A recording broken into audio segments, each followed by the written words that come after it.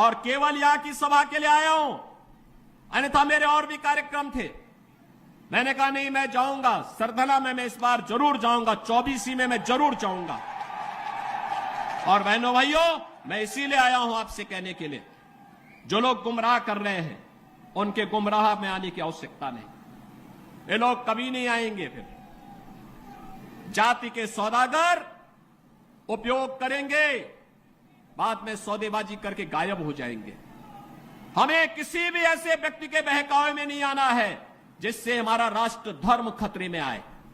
याद रखना, इस देश के राष्ट्र धर्म को हमेशा खतरा जब भी आया है, इन्हीं लोगों के कारण आया है जिन्होंने जातीयता के आधार पर समाज के सामाजिक ताने बाने को छिन्न भिन्न किया है, हमेशा छिन्न भिन्न किया है। और बहनों और भाइयों, मैं आपको इस बात के लिए आश्वस्त करता हूं कि कोई माए के लाल बाल बांका नहीं कर सकता है। सुरक्षा की इतनी पुख्ता व्यवस्था हमने की है यूपी के अंदर। आज आप देखते होंगे बड़े बड़े दुर्दांत माफिया और अपराधी किस कदर उनकी दुर्गति हो रही है।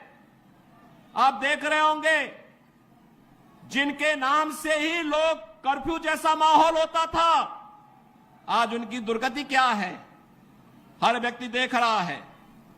इन माफिया और अपराधियों की स्थिति क्या है, आप रोज सोशल मीडिया के प्लेटफॉर्म को उठा करके देखते होंगे। एक दुर्दांत माफिया ऐसा भी था, बहनों और भाइयों, जब समाजवादी पार्टी की सरकार के समय चलता था तो मुख्यमंत्री हो या मुख्य न्यायाधीश, इन सब के काफिले रुक जाते थे और माफिया का काफिला निकलता था।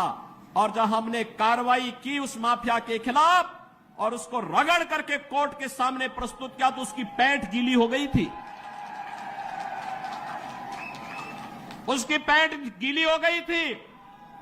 और तब हमने कहा था, उस समय उसको हमने कहा था, कानून को रौंदने वाले, आज कानून कितना बड़ा होता है यह एहसास हो रहा है कि नहीं हो रहा है।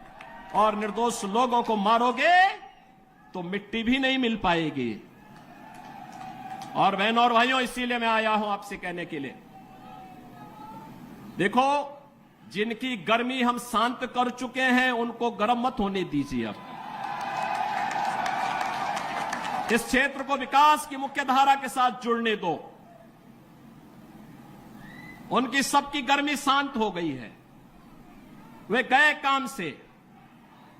और इसीलिए मैं आप सबसे अपील करने के लिए आया हूं कि पूरे देश की एक आवाज है, पूरा देश एक ही स्वर में बोल रहा है।